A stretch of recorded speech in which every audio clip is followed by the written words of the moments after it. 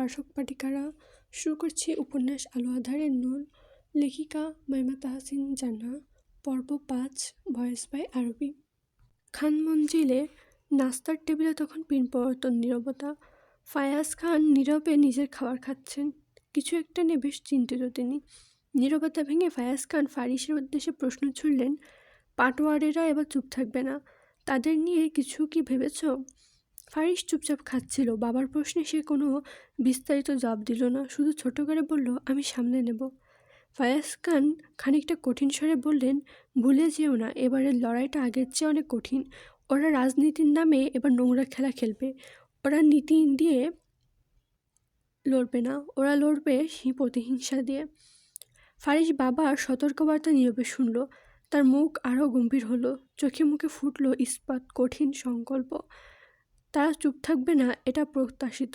রাজনীতিতে কেউ এখন নীরবতার ধর্ম মানে না, এটা মেনে নিয়েই আমাদের লড়তে হবে। ফায়াজ খান দীর্ঘশ্বাস ফেললেন। এই দীর্ঘশ্বাস কেবল ক্লান্তির ছিল না, ছিল এক অব্যক্ত গ্লানির। তিনি নিজেও রাজনীতি করেছেন, তিনি ভালো করে জানেন ক্ষমতার আড়ালে লুকিয়ে থাকে কত শত নোংরা খেলা। এই রাজনীতির অন্দরে চলে নোংরা এক চক্র, যেখানে প্রতিটি চাল শুধু বিজয়ের জন্য নয়, নিজের বিবেককে বারবার বিক্রি করার জন্য পাতা হয়। এই পদ, মনে মনে ভাবলেন তিনি, এর প্রতিটা ধাপ রক্ত আর কাদার মিশ্রণে তৈরি। এই চেয়ারে বসার জন্য নিজেকে হাত রাঙাতে হয়েছে, নীতির আর আদর্শের সিন্ধুকে ভেঙে দিতে হয়েছে, প্রতিপক্ষকে দিতে হয়েছে নিজের আত্মার এক তৃতীয় অংশ। এই মূল্য না দিলে এখানে টিকে থাকা যায় না। আমি তো লড়েছি এই শহরের জন্য, কিন্তু এই লড়াইয়ের কবে যে নিজেই হারিয়ে ফেলেছি টেরও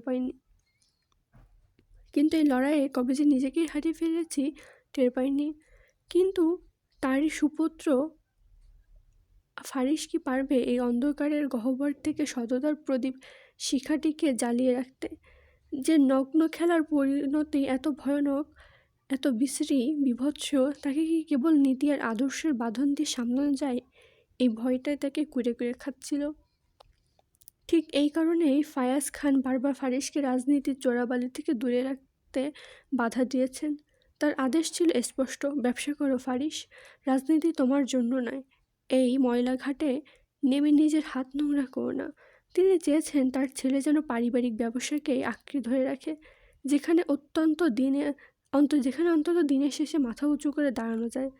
কিন্তু ফারিস তার সিদ্ধান্তে অটল। তার রক্তে বইছে বাবার তেজ আর মায়ের পবিত্র আদেশের অঙ্গীকার। দৃঢ় কণ্ঠ, চোখে স্বপ্নের ঝলক নিয়ে সে পিতার দিকে তাকায়। আমি জানি বাবা, রাজনীতি কতটা নোংরা, কিন্তু সেই নোংরাকে পরিষ্কার করার সাহস আমার আছে। আমি দুটোই করব, হয় পারিবারিক ব্যবসা পাশে দাঁড়িয়ে নীতি আর আদর্শকে সাথী করে রাজনীতিতেও নামবো, নয়তো এই বাড়ি ছেড়ে চিরতরে চলে যাব। হয় আমি আমার মতো করে সব সামলাবো, না হয় আমি কিছুই করব না। এই পথে কোনো মাঝামাঝি নেই। ফায়াজ তার সন্তানের এই একরোখা স্বভাব, তার চোখে জ্বলতে থাকা সততার আগুন ভালো করে জানেন। তিনি জানতেন ফারিস এই পথ চলা আটকানো অসম্ভব। যে ছেলে কথা দিলে জীবন দিয়ে রাখে, তাকে বাধা দেওয়া বৃথা। তাই এক চরম অসহায়তা আর গোপন আশঙ্কার ভরা মন নিয়ে বাধ্য হয়ে তাকে সম্মতি দিতে হয়েছে। নিজেকে স্বাভাবিক করে ফায়াজ খান বললেন, শোনো, শুধু আবেগ বা শুধু নীতি দিয়ে কিছু হয় না। সাবধানে পা ফেলো। মনে রেখো, রাজনীতির ময়দানটা দাবা খেলার বোর্ডের মতো, প্রতিটা চাল গুনে দিতে হয়। ফারিস বাবার কথা শুনে হালকা মুচকি হাসলো। দাবা খেলাটা আমি আপনার কাছ থেকে শিখেছি বাবা। এই বলে নিজের চেয়ার ছেড়ে উঠে দাঁড়ালো। মায়ের আঁচলে হাত মুছে কানের কাছে মৃদু মুখ নিয়ে ফিসফিস করে বলল, শপিং মলে শপিং করতে যাও ভালো কথা, তবে ম্যারেজ ব্যুরো বানিও না। মাহমুদা বেগম বিষম খেলেন, মনে মনে ভাবলেন, যাদের সাথে শপিং মলে যখন গেছিলেন তখন ওনার এক পরিচিত বান্ধবীর দেখা পেয়েছিল, সাথে ছিল বান্ধবীর মেয়ে। রূপবতীর সাথে উচ্চশিক্ষিত মেয়ে দেখে তিনি মনে মনে ভাবলেন ফারিসের জন্য কথা বলেও ছিলেন। তবে এই কথা ফারিস কীভাবে জানলো? ওনার মনে প্রশ্ন ঘুরপাক খাচ্ছে।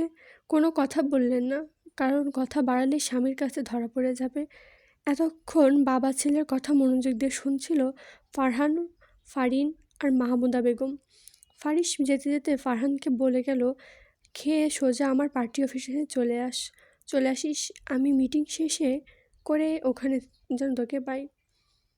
ফারহান খেতে খেতে জবাব দিল, আচ্ছা। বেলা গড়িয়ে তখন দ্বিপ্রহর। মধ্যাহ্নের তেজ ধীরে ধীরে কমে এলেও ফারিসের পার্টি অফিসের ভেতরে পরিবেশ ছিল নিস্তব্ধের। বাইরে কড়া রোদের কঠোরতা, আর ভেতরে এসির শান্ত হিমেল হাওয়া। একটি লম্বা টেবিলের একপাশে ফারহান ফোন ঘাঁটছিল, আর অন্য পাশে তারেক, রাসেল আর জুমন তিনজন হেলান দিয়ে বসে ঝিমাচ্ছিল। নীরবতা ভাঙল তারেক। এই ছেলে বারবারই শুধু অ্যাডভান্স চিন্তা করে, যাকে ফারহান মনে মনে নির্বোধ বলে ডাকে।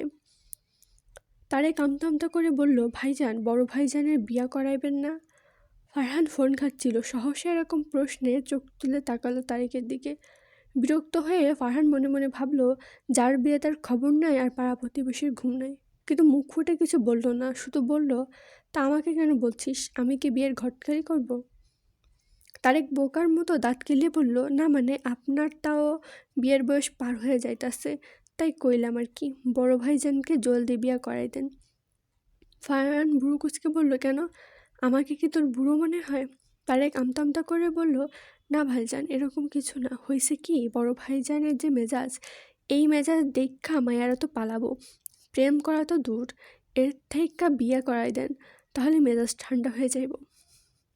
ফারহান তারেকের দিকে এমনভাবে তাকালো যেন তারেক এক্ষুনি তার হাতে শাস্তি পেতে যাচ্ছে।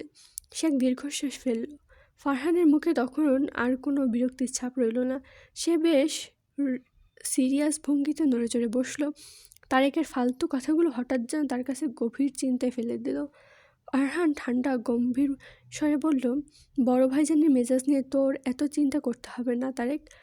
উনি কিসে শান্ত হবেন আর কিসে হবেন না সেটা উনি ভালোই জানেন। সে এরপর টেবিলের উপর কনুইটাকে হেলান দিয়ে বসলো। তারেকের দিকে তীক্ষ্ণ দৃষ্টি দিয়ে আবারও ফোনে মনোযোগ দিল। তারেক পান চিবোতে চিবোতে দাঁত কেলিয়ে বলল, হয় তাহলে আপনি কইরা ফেলান ভাইজান। জানেন না অল্প বয়সে বিয়া করা কতটা সুন্নাত? আমার বাপ অল্প বয়সে বেশি ফজিলতের লাইগা 4টার জায়গায় বিয়ে করছে 7টা। আমার বাপের শখ ছিল ফুটবল টিম বানাইব নিজের পোলাপান নিয়া, কিন্তু আমার বাপে ফুটবল বেশি পছন্দ করে নাকি ক্রিকেট, এইসব ভাবতে ভাবতে 2 টিমের লাইগা 7 বউয়ের ঘরে পোলাপান নিল 22টা। বুঝতেছেন কতটা ফজিলত কামাইছে আমার বাপে? ফারহান ফোন থেকে চোখ সরিয়ে এমন কথা শুনে যেন নির্বাক হয়ে গেল। এই লোকটা এত সিরিয়াস ভঙ্গিতে এইসব বলছে, সে আবার নড়ে চড়ে বসলো। ফারহান ব্যঙ্গ করে বলল, বলিস কি রে, তোর বাপের ইঞ্জিনের এত পাওয়ার? এই কথা শুনে বাকিরা উচ্চ শব্দে হেসে ফেলল। রাসেল হাসতে হাসতে বলল, বুঝছেন ভাইজান, এই ইঞ্জিন যে সে ইঞ্জিন নয়, একেবারে খাঁটি বাংলা পিওর ইঞ্জিন। ফারহান ঠোঁট কামড়ে হেসে বলল, তাইলে তোর কি ইংলিশ ইঞ্জিন? আরেক দফা হাসির রোল পড়ল এই কথা শুনে। তারেক রাসেলের দিকে কটমট তাকিয়ে থাকলো। হাসোস কেন বেককালের মতো? আছে আমার বাপের মতো প্রতিভা? পারলে তুইও 22টা ডাউনলোড করে দেখা। রাসেল হাসি থামিয়ে বলল, মাপ চাই ভাই, তোর বাপের মতো এত জনসংখ্যা বাড়ায় জাতি দূষণ করা আমার কোনো ইচ্ছা নেই। আমি হইলাম সচেতন নাগরিক, আমি একটারই মানি, 2টা সন্তানের বেশি নয়, একটা হলে ভালো হয়। এই কথা শুনে মুখ বাঁকালো তারেক। তোর পেঁচা কথা না কইয়া হাঁচা কথা কম, তোর কাম্যে নাই। পাওয়ার হইলে তো আমার বাপের মতো হওয়া যায়, একেবারে 22টার জন্ম দেওয়া কি মুখের কথা? ফারহান তাদের কথা বলতে শুনে কি বলবে ভাষা হারিয়ে ফেলল। এই তোদের আজাইরা কথা থামা, সারাদিন শুধু আজাইরা পেঁচাবাজ।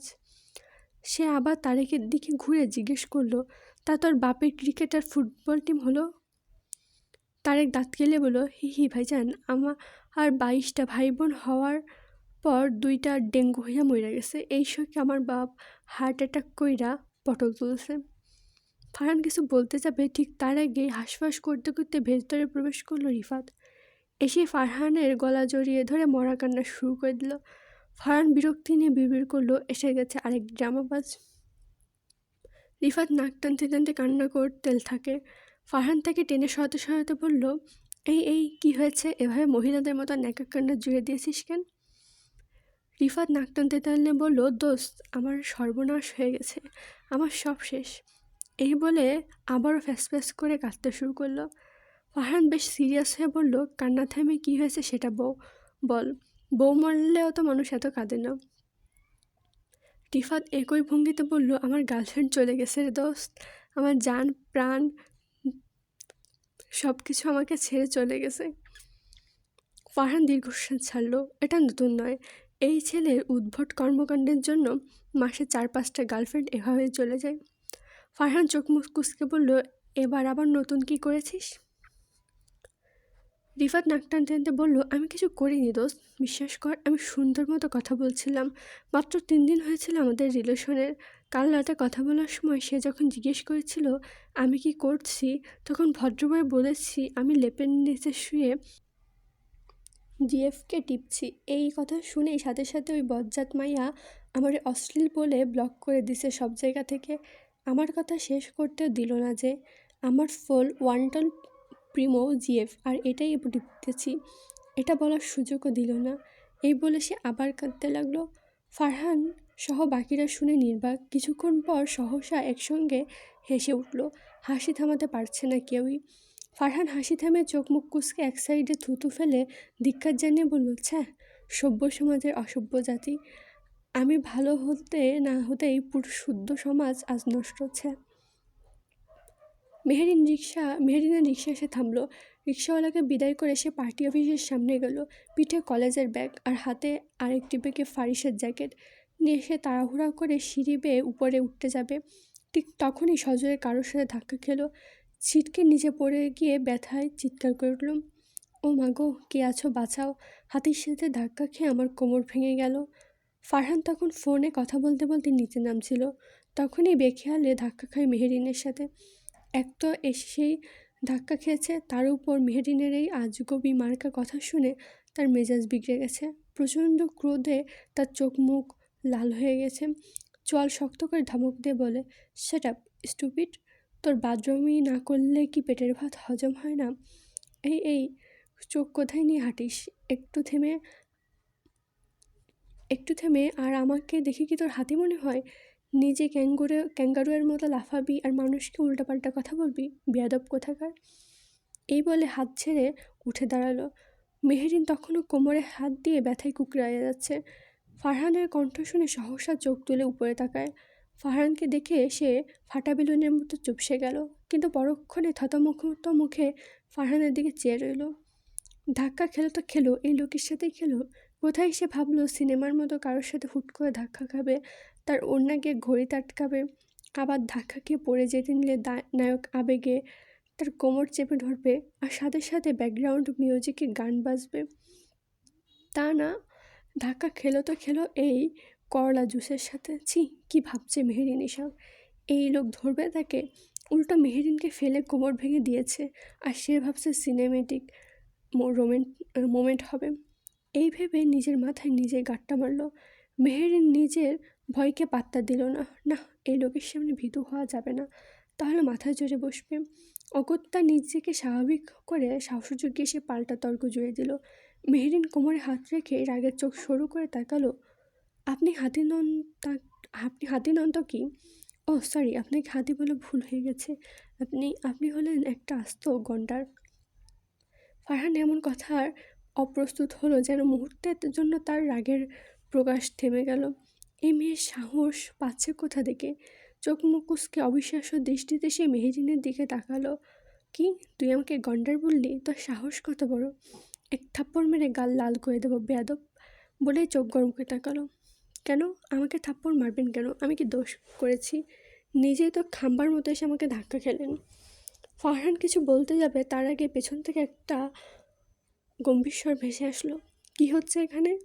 তাদের মাঝে ঝগড়া তাদের ঝগড়ার মাঝে সহসা ফারিসের গম্ভীর কণ্ঠস্বর শোনা গেল। মেহেরিন তখনও কোমরে হাত দিয়ে সেভাবেই মেঝেতে বসে আছে, আর ফারহান দাঁড়িয়ে ক্রোধে কাঁপছে। ফারিসের গলা শুনে দুজনে ঘাড় ঘুরিয়ে পেছনে তাকালো। পেছনে দাঁড়িয়ে আছে ফারিস, চোখে সানগ্লাস, পরিধানে শুভ্র পাঞ্জাবি। 6 ফুট 1 ইঞ্চি উচ্চতা সুঠাম দেহের অধিকারী এই যুবক। তার প্রতিটি পদক্ষেপে এক নীরব কর্তৃত্ব প্রকাশ পায়। কাঁধ সোজা করে 2 হাত পেছনে রেখে টান হয়ে দাঁড়িয়ে আছে, চোখে মুখে তীব্র বিরক্তি। ফারহান আর মেহরিন দুজনে একসঙ্গে চুপ হয়ে গেল। ফারহানের ক্রোধ মুহূর্তে গায়েব হয়ে গেল। ফারিস এক পা এগিয়ে এলো, সানগ্লাসের আড়াল থেকে তার শীতল দৃষ্টি প্রথমে মেহরিনের দিকে গেল। উঠে দাঁড়া, এভাবে মেঝেতে বসে আছিস কেন? মেহরিন ফারিসকে দেখে এবার কিছুটা সাহস পেল। আদো আদো মুখ করে উল্টো ফারহানের দিকে ইশারা করে বলল, ভাইয়া, আপনার এই গন্ডার মার্কা ভাই আমাকে এখানে ধাক্কা মেরে ফেলে দিয়েছে। ফারহান কটমট দৃষ্টিতে মেহরিনের দিকে তাকালো। এই মেয়ে, চুপ করা বলছি, আরেকবার উল্টোপাল্টা কথা বললে এক্ষণে ছাদে নিয়ে উপর থেকে ফেলে দেব। স্টপ ফারহান। ফারিসের ধমকে দমে গেল ফারহান। ফারহানের এমন বেচানো মুখ করে থাকতে দেখে মেহরিন বেশ মজা পেল। সে ঠোঁট চেপে মিটমিট করে হাসল।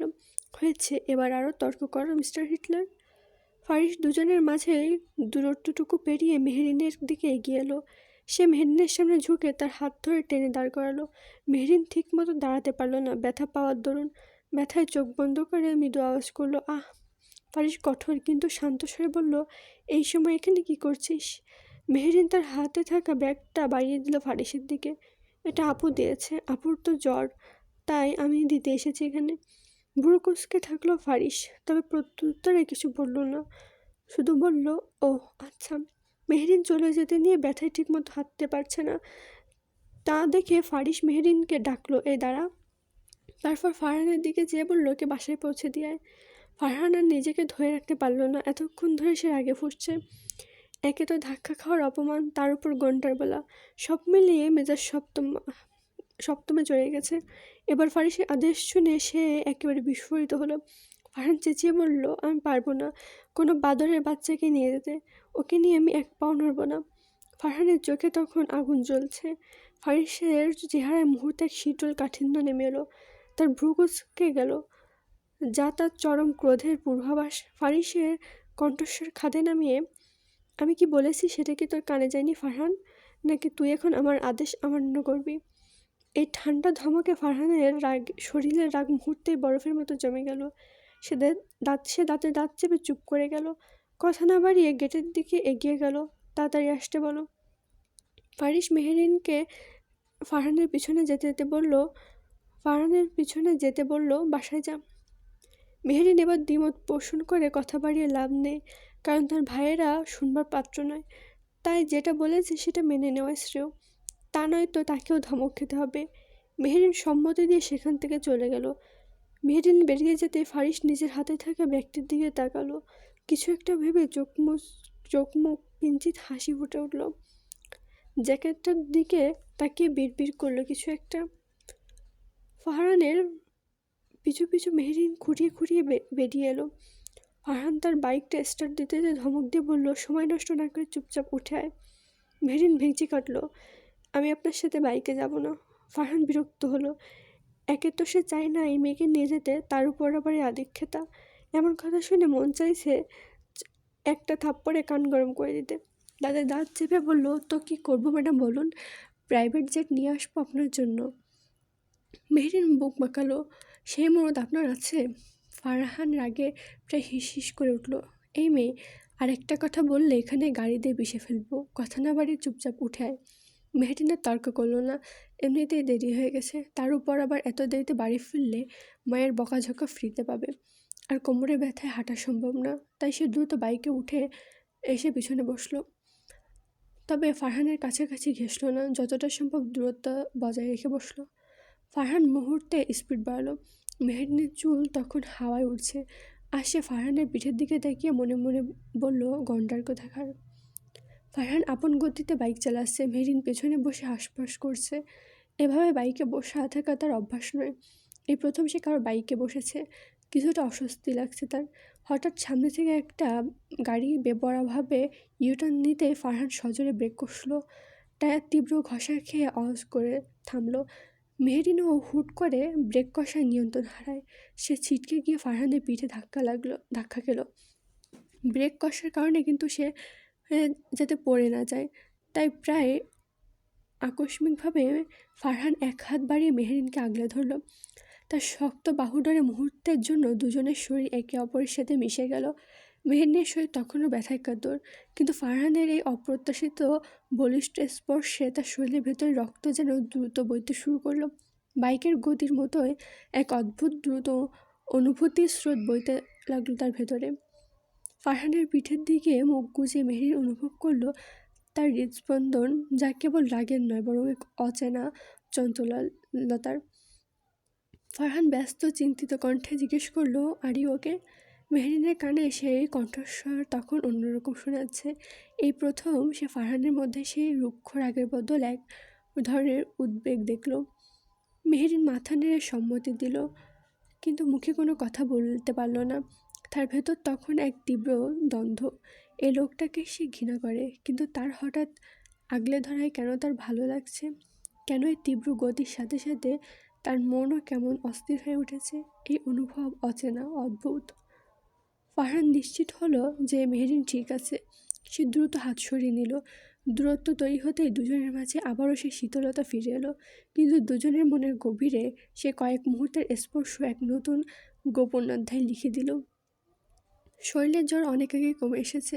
সকালে মেহেরিন শুধু ওষুধ খাইয়ে দেওয়ার পর ঘুমিয়ে পড়েছিল মেহেনুর। উঠেই সময় দেখে নিল বেশ বেলা করে উঠেছে, যার দরুন বেলা গড়িয়ে এখন দুপুর। আলস্য ভেঙে বিছান থেকে উঠে দাঁড়ালো। এভাবে শুয়ে থাকতে থাকতে একঘেয়েমি লাগছে, সারা শরীর কেমন যেন ভার ভার লাগছে। এই মুহূর্তে একটা লম্বা শাওয়ার নেওয়া দরকার। ধীরে ধীরে ওয়াশরুমে চলে গেল সে। বেশ কিছুক্ষণ পর শাওয়ার নিয়ে কোমর সমান বাদামি রঙের চুলগুলো মুছতে মুছতে বেরিয়ে এলো মেহনুর। এসে ড্রেসিং টেবিলের সামনে দাঁড়ালো। নিজের চেহারার দিকে তাকিয়ে দেখলো বেশ ফ্যাকাশে লাগছে। হঠাৎ চোখ গেল হাতের দিকে। হাতের কবজি পর্যন্ত বেশ কিছু অংশ লালচে দাগ দেখা যাচ্ছে। চুলকানোর ফলস্বরূপ এমন হয়েছে ভালো বুঝতে পারছে। মনে পড়ল কাল রাতের কথা। সহসা মুখের আদল পাল্টে গেল। বিড়বিড় করে আওড়ালো, আমি এর বদলা নিয়ে ছাড়বো মিস্টার চেঙ্গিস খান। এসব ভাবতে ভাবতে নিচে নেমে এলো মেহনুর। সোফায় বসে আছে মা। মায়ের উদ্দেশ্যে হাঁক ছাড়ল, মা, লাইলাকে দিয়ে এক কাপ কফি দেবে প্লিজ। মনিরা বেগম রান্নাঘরে ছিল। মেয়ের গলা শুনে বেরিয়ে এলেন, কিরে তুই না ঘুমিয়েছিলি, জ্বর নিয়ে নিচে এলি কেন? রিমোট নিয়ে টিভি চালু করতে করতে মেহনুর বলল, এখন ভালো লাগছে কিছুটা। আচ্ছা বস, লাইলাকে দিয়ে তোর কফি পাঠাচ্ছি। এই বলে আবারও রান্নাঘরে যেতে যেতে মনিরা বেগম বললেন, যদি পারিস গিয়ে মাহিরকে ডেকে দে তো। হতচ্ছাড়া এত বেলা হলো ওঠার নাম নেই। মেহনুর ব্যঙ্গ করে বলল, তোমার গুণধর ছেলেকে বিয়ে দিয়ে দাও, তাহলে এই স্বভাব বদলাবে। মা হাসতে হাসতে রান্নাঘরের দিকে চলে গেলেন। মেহনুর টিভিতে চ্যানেল বদলাতে লাগলো। কিছুক্ষণ পর কাজের মেয়ে লাইলা কফির মগ হাতে নিয়ে এলো। আপা কফি, কফি। লাইলা মগটা মেহনুরের হাতে দিতেই সে সাবধানে ধন্যবাদ জানালো। মেহনুর কফির মগ হাতে সিঁড়ি বেয়ে সোজা দোতলায় মাহিরের ঘরের দিকে এগিয়ে গেল। মাহির বেঘরে ঘুমোচ্ছে। ওর ঘুম যেমন হালকা, ঠিক তেমন যখন তখন ঘুমিয়ে পড়ার বদভ্যাস আছে। একটু সুযোগ পেলেই ও চোখ বুজে নেয়। মনিরা বেগম সবসময় এই স্বভাব নিয়ে ছেলের উপর বিরক্ত হন। হঠাৎ দরজা ঠেলে ভেতরে ঢুকলো মেহনুর। বিশাল বিছানার মাঝখানে রাজ্যের আলস্য নিয়ে আরামে ঘুমাচ্ছে মাহির। তার মুখের উপর একটা বই অর্ধেক খোলা অবস্থায় পড়ে আছে। মেহনুর নিঃশব্দে বিছানার পাশে দাঁড়ালো। কফিটা একপাশে নামিয়ে রেখে আলতো করে ডাকলো, ভাইয়া, এই ভাইয়া ওঠো, মা ডাকছে। কোনো সাড়া নেই। মাহির পাশ ফিরে শুয়ে পড়ল। ওঠো বলছি, দুপুরে খাবার তৈরি, কত বেলা হয়ে গেছে খেয়াল আছে? মেহনুর এবার সামান্য জয় ধাক্কা দিল। ধাক্কা খেয়ে মাহির চোখ না খুলে আধো আধো ঘুমে বিড়বিড় করলো, আর একটু প্লিজ। মেহনুর বেশ বিরক্তিতে চেঁচিয়ে বলল, তোর এই কুম্ভকর্ণের মতো ঘুমানোর অভ্যাসটা কবে বদলাবি শুনি? মাহির ঘুম যেন কণ্ঠে টেনে টেনে সুর তুলে বলল, আমি ঘুম ভালোবাসি রে, আমি ঘুম ভালোবাসি, কারণ ঘুমাইলে শীতকালে বউ না থাকার দুঃখ ভুইলা থাকি রে। আমি চক্ষু মেলিলে ঘর ফাঁকা লাগে রে, একটা বউয়ের অভাব, বুকটা আমার কান্দা মরে রে, কান্দা মরে রে বলেই আবারও বালিশে মুখ গুজে শুয়ে পড়ল। মেহনুর ভাইয়ের এমন কথা শুনে হেসে ফেলল। কিছু বলতে নিয়েও বলল না, সহসা বেরিয়ে গেল রুম থেকে হাসতে হাসতে। মেহেরিন খুঁড়িয়ে খুঁড়িয়ে ভেতরে প্রবেশ করলো। মাত্রই ফারহান বা কিছুটা দূরে নামিয়ে গেছে। খবিশ লোকটা তাকে একটা সরি পর্যন্ত বলল না। তাকে ধাক্কা দিয়ে ফেললো, সাথে এত কথা শুনলো, তবুও অনুতপ্ত স্বীকার করলো না। একটা বদের হাড্ডি। মেহেরিন নিজেও কম কিছু বলেননি, তাতে কি হয়েছে? সে নিজে থেকে সরি বললে কি জাত যেত? আগে সে বললে তো মেহেরিনও পাল্টা ক্ষমা চেয়ে নিল, কিন্তু বলবে কি করে? আস্ত একটা করলার জুস। কখনো তিতা ছাড়া কি মুখে মধু ঝরেছে? মোটেও না। এসব ভাবতে ভাবতে মনে মনে ভেঙচি কেটে ওপরে উঠতে ধাক্কা খেল মেহনুরের সাথে। এই মাত্রই মাহিরের রুম থেকে বের হচ্ছিল। ধাক্কা খেয়ে মেহেরিন কিছুটা পিছিয়ে গেল। মেহেনুরের দিকে চেয়ে বিরক্তিতে বলল, উফ আপু, দেখে চলতে পার না? মেহেনুর দাঁড়িয়ে মেহেরিনকে ভালোভাবে পর্যবেক্ষণ করে কফিতে চুমুক দিয়ে দিতে বলল, কুল বেবি, এত চটে আসিস কেন? কি হয়েছে? এখন মেহেরিন কোনো মতে আর দাঁড়াতে পারছে না, কোমরে খুব ভালোই চোট পেয়েছে, তার উপর আবার ধাক্কা। আজ কি তার শুধু ধাক্কায় খাওয়ার দিন? তার মেজাজ বিগড়ে আছে। সে কোনো জবাব না দিয়ে মুখ বাঁকিয়ে চলে যেতে নিল। পিছন থেকে মেহনুর আবার ডাকলো, এই শোন। মেহেরিন পিছন ফিরে তাকালো, কিছু বলবে? দিয়েছিস? মেহনুর শুধু বলল, ও। মেহেরিন চলে যেতে যেতে আবার ডাকলো, শোন। মেহেরিন বিরক্ত হলো, আবার কি? কিছু বলেননি? মেহেরিন রাগ হলো। যার কথা শুনে গেল যার কথা শুনে গেল গিয়ে শুধু শুধু কোমরটা ভেঙে এলো। তাই খেকিয়ে বলল, না কিছু বলেননি, তবে ওনার গুণধর ভাইকে দিয়ে আমার কোমর ভেঙে দিয়েছে। এই বলে মুখ বাঁকিয়ে ঘরেটিকে খট করে দরজা লাগিয়ে দিল। মেহনুর থমকে গেল। এইমাত্র কি বলে গেল মেহেরিন? তার মানে আবার ফারহান ভাইয়ের সাথে লেগে এসেছে। তাই তো মেজাজ এত বিগড়ে। মেহনুর কফির মগটা হাতে নিয়ে মাথা ঝাঁকালো। এরা কবে যে শুধরাবে? আজ এই পর্যন্তই। পরবর্তী পার্ট নিয়ে আসবো খুব দ্রুত আপনাদের মাঝে। এতক্ষণ ধৈর্য ধরে শোনার জন্য ধন্যবাদ।